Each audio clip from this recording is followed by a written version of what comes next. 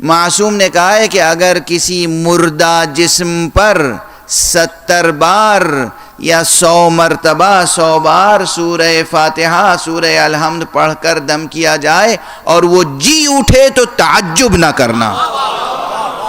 اور سورہ حمد وہ سورہ ہے کہ جو موت کو زندگی سے بدل سکتا ہے۔ بسم اللہ الرحمن الرحیم۔ جناب ابراہیم کے معجزات کیا ہیں؟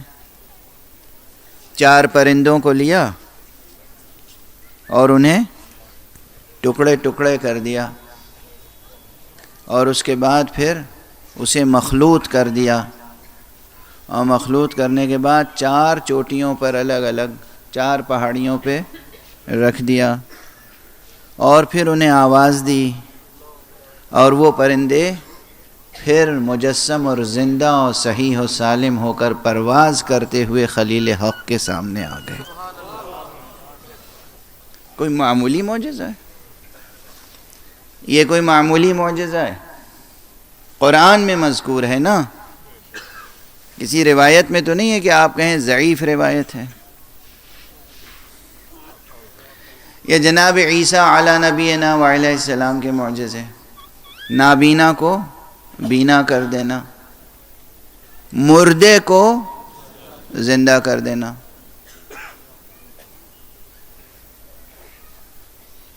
ان تمام معجزوں پر فضیلت رکھتا ہے معجزہ مقام ختم نبوت، یعنی یہ قرآن مجید، یہ قرآن عظیم، یہ قرآن حکیم، یہ قرآن کریم،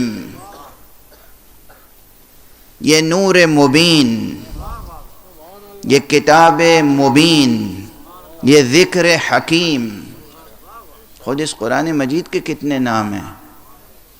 اس قرآن مجید کے اتنے نام اس لیے ہیں کہ اس کے اندر اوصاف اتنے ہیں، آثار اتنے ہیں، آثار ہیں قرآن مجید کے، قرآن مجید سے وابستہ ہوں۔ اور جب قرآن فضیلت رکھتا ہے ان تمام معجزوں پر، تو اس کے معنی یہ ہے کہ اس قرآن ہی میں بعض وہ کلمات ہوں گے، بعض وہ اسماء ہوں گے، بعض وہ اسرار ہوں گے، بعض وہ سورے ہوں گے، بعض وہ آیتیں ہوں گی جو بیماروں کو شفا بخشتی ہوں گی، نابینا کو بینا کرتی ہوں گی، مردوں کو جلاتی ہوں گی۔ اور جب اس قرآن مجید میں یعنی ان الفاظ میں یہ تاثیر ہے، تو جنہیں اللہ نے قرآن ناطق بنا کر بھیجا ہے، کیا ان کے انفاس قدسیہ میں یہ تاثیر نہ ہوگی؟ اسی لیے ہم جب ذکر کرتے ہیں کہ کسی معصوم نے کسی مردے کو ٹھوکر مار دی اور جی اٹھا،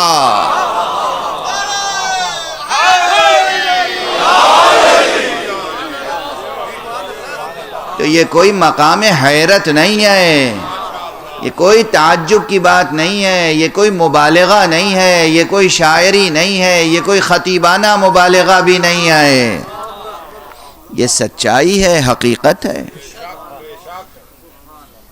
معصوم کے انفاس قدسیہ میں یہ تاثیر ہوتی ہے۔ عیسیٰ اگر اپنے لبوں سے کچھ کہہ دیں تو مردہ جی اٹھے، مصطفیٰ اگر کہہ دیں، عیسیٰ اگر اپنے لبوں سے کچھ کہہ دیں اور کوئی جی اٹھے، تو وہ ہستی جسے خود مصطفیٰ کہیں کہ اے علی تیری مثال میری امت میں عیسیٰ جیسی ہے۔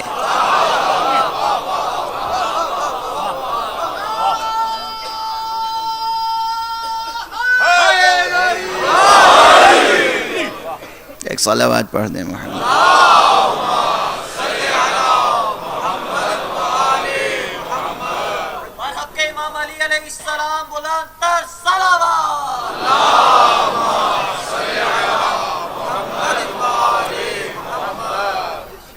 یہ حدیث نبوی ہے، حضور اکرم صلی اللہ علیہ وآلہ وسلم نے ارشاد فرمایا ہے کہ اے علی، اور یہ تمام جلیل القدر محدثین نے نقل فرمایا ہے، حضرت امام احمد ابن حنبل نے نقل فرمایا ہے، فرماتے ہیں کہ اے علی تیری مثال میری امت میں عیسی ابن مریم جیسی ہے، اور اس لیے میں تیرے فضائل نہیں پڑھتا، اس لیے میں تیرے فضائل بیان نہیں کرتا۔ کون کہہ رہا ہے؟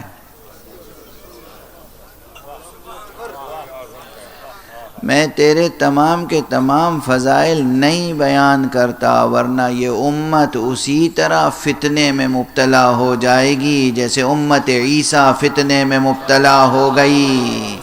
یعنی جیسے امت عیسیٰ کو اللہ کا بیٹا یا اللہ کہنے لگی، اسی طرح میری امت بھی تجھے اللہ کا بیٹا یا اللہ کہنے لگے گی، اس لیے میں بیان نہیں کرتا۔ یعنی علی کو اللہ کہنا فضیلت نہیں، فتنہ ہے۔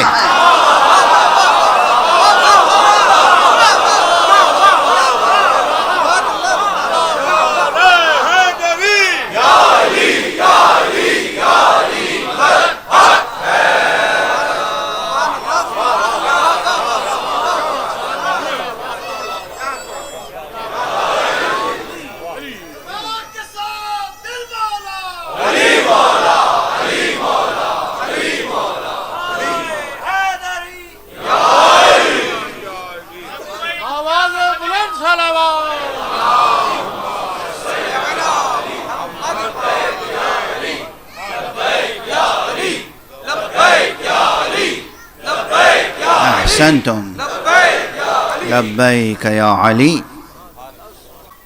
پیغمبر اکرم صلی اللہ علیہ وآلہ وسلم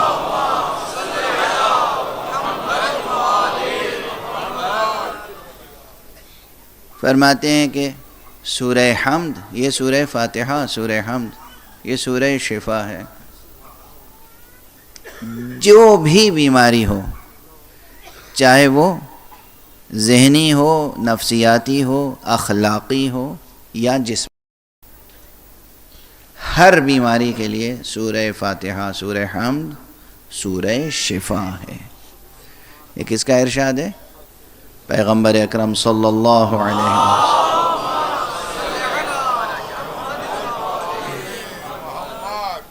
بہت سے حضرات روزانہ مجھ سے پوچھتے ہیں یہ بیماری ہے کوئی دعا بتا دیجئے، یہ بیماری ہے کوئی دعا بتا دیجئے۔ آج میں ممبر سے عرض کر رہا ہوں، اب کم سے کم بیماریوں کے لیے کوئی سوال کرنے نہ آئے۔ اگر بھروسہ ہے، اگر اعتبار ہے تو میں ممبر سے عرض کر رہا ہوں نا۔ آپ مجھے خطیب سمجھتے ہیں، آپ سمجھتے ہیں کہ آپ کا 1 گھنٹہ 1.5 گھنٹہ یہ ٹائم کل کرنے کے لیے میں ممبر پہ آتا ہوں۔ یہ سوء ظن ہے، آپ کو بدظنی ہے مجھ سے۔ میں ممبر سے وہ بات، اس سے پہلے یہ جملہ کہہ چکا، میں ممبر سے وہ بات عرض کرتا ہوں جو حضور حق روز محشر کہہ سکوں۔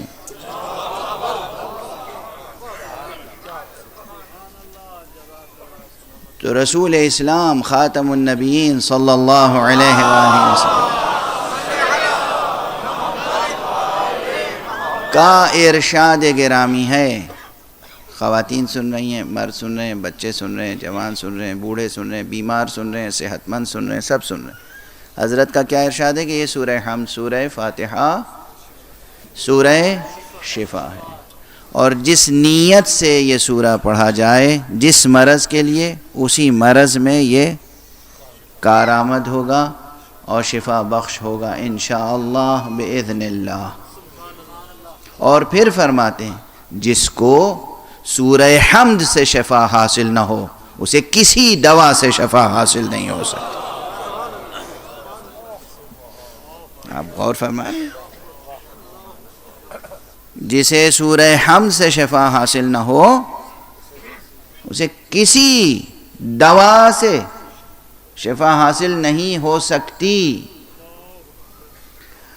موضوع تو میرا کچھ اور ہے، لیکن دھیرے دھیرے گفتگو ہو رہی ہے تو انشاءاللہ کچھ دیر تک ہوگی، تو میں اس گفتگو کو مکمل کر دوں۔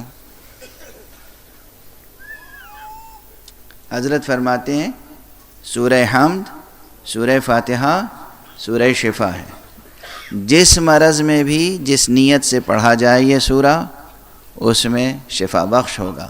اور کیا فرمایا کہ اگر کسی کو سورہ حمد سے شفا حاصل نہ ہو تو اسے کسی دوا سے شفا نہیں مل سکتی۔ اب اس کے بعد ایک مطلب اور عرض کر دوں اسی تسلسل میں، حضرت صلی اللہ علیہ وآلہ وسلم سے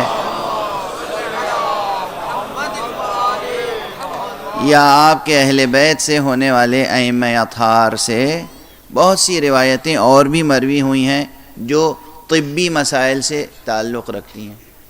کسی شخص نے کسی بیماری کا ذکر کیا، حضرت نے کوئی دوا بتا دی، یا معصوم نے کوئی دوا بتا دی، کوئی علاج بتا دیا۔ ایسی تمام روایتیں بہت سے علماء اور دانشمندوں نے جمع کی ہیں اور بڑے اہتمام سے جمع کی ہیں۔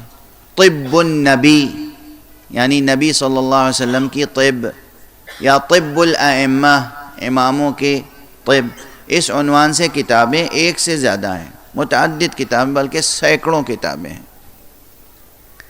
ان میں بعض دواؤں کے لیے یہی جڑی بوٹیاں، ان کے لیے کہیں کہیں پر یہ بھی ہے کہ یہ دوا وہ ہے جو تمام بیماریوں میں مفید ہے الا السام، سام یعنی موت، یعنی موت کے علاوہ ہر بیماری میں فائدہ بخش ہو سکتی ہے۔